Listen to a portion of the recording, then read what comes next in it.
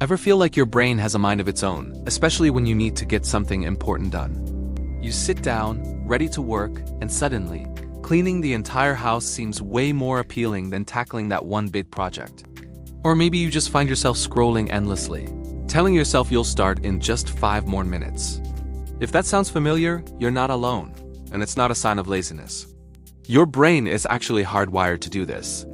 It's designed to avoid discomfort, difficulty, and anything unfamiliar. This is your brain's ancient survival mechanism kicking in, trying to conserve energy and keep you safe from perceived threats. But in our modern world, this threat is often just a challenging task, and this avoidance mechanism is what we call procrastination. The good news is you can work with your brain, not against it. There's an ancient time-tested approach that I call the lotus method, inspired by the way a beautiful lotus flower grows from the mud. It's a framework for helping your brain not just tolerate difficult things, but actually want to do them. It's about transforming that resistance into momentum, one step at a time. So if you're ready to finally understand and conquer procrastination, stick around. We're about to break it down. The first step of the lotus method is awareness. I like to call this catching the brain scam. Think of that restless, distracted part of your brain as a monkey mind. It's constantly jumping from thought to thought, seeking instant gratification and avoiding any hint of effort.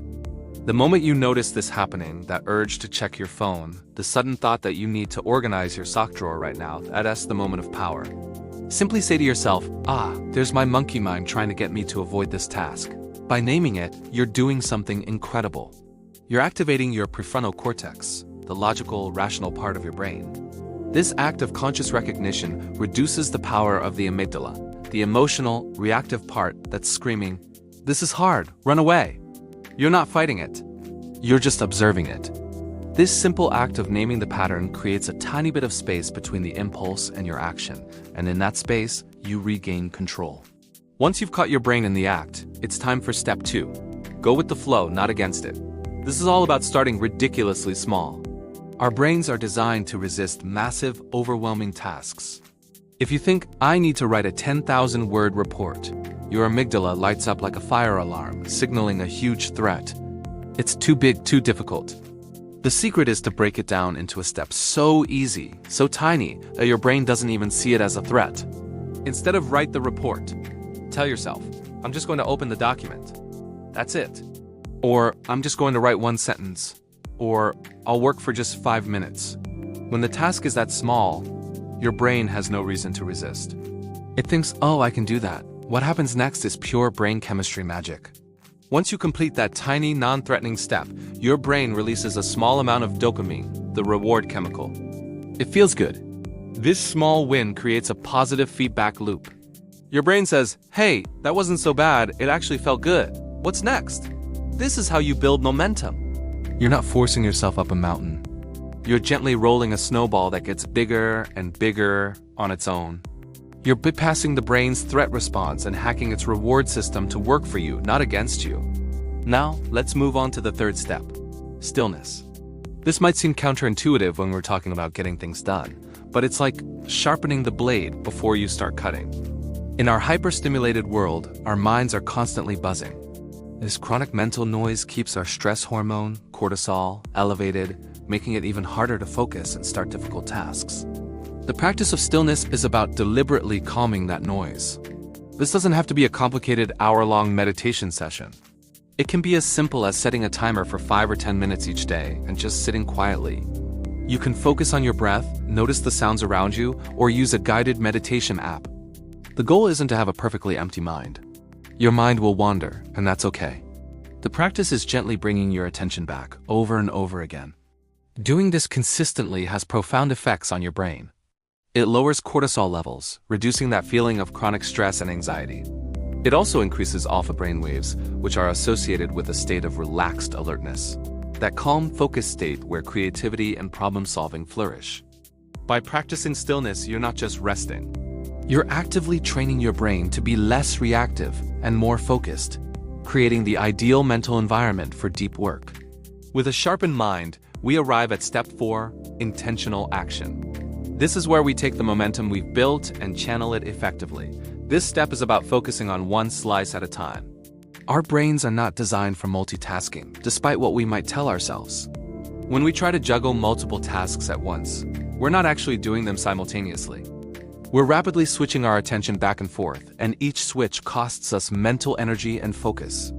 It's like trying to cut a vegetable by making a dozen tiny, shallow cuts all over it instead of one clean slice. The result is messy and inefficient. Intentional action means choosing one and only one high-impact task for the day. This is your most important task.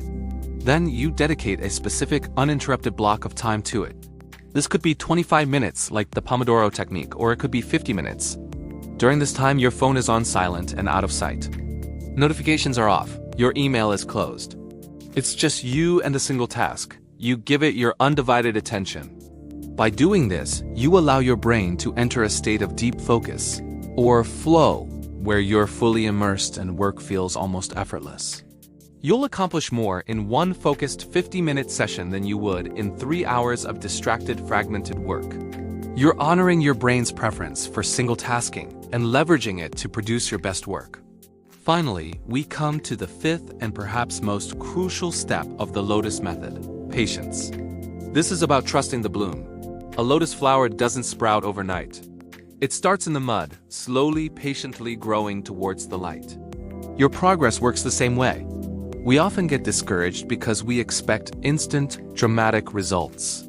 We work hard for a day or a week and wonder why we haven't completely transformed our lives yet. This impatience is actually just another form of resistance. It's the monkey mind saying, "This is taking too long. Let's go find a quicker fix." True growth and lasting change are built through consistency over time. Each small, ridiculously easy step you take, each 5-minute meditation, each focused work session, they are all like tiny drops of water filling a bucket. You may not see the water level rise each day, but consistently, drop by drop, the bucket will eventually be full. You have to trust the process. Understand that progress is not linear. There will be days when you feel motivated and days when you struggle. That's part of the journey. The key is to just keep showing up, especially on the hard days. Keep taking those tiny steps. Keep practicing stillness and be patient with yourself. Just like the lotus, your efforts are accumulating beneath the surface. Over time, that consistent, patient effort will lead to a beautiful bloom. So to recap the Lotus Method, first, become aware of your brain's tricks. Name the monkey mind to regain control. Second, start ridiculously small to bypass resistance and build dopamine-fueled momentum. Third, practice daily stillness to sharpen your mind and reduce stress. Fourth, engage in intentional, single-task action for deep focus and efficiency. And fifth, practice patience and trust that your consistent efforts will compound over time. This isn't a quick fix or a productivity hack. It's a fundamental shift in how you relate to your work and to your own mind. It's about working with your natural wiring instead of constantly fighting against it. By applying these principles, you can gently guide your brain out of the mud of procrastination and into a state of clear, focused, and fulfilling action. Thank you so much for joining me today. I hope this framework helps you as much as it has helped me. If you found this valuable, please consider liking the video and subscribing to the channel for more content on working with your brain to build a better life. Let me know in the comments which step you're most excited to try first. Keep growing, and I'll see you in the next one.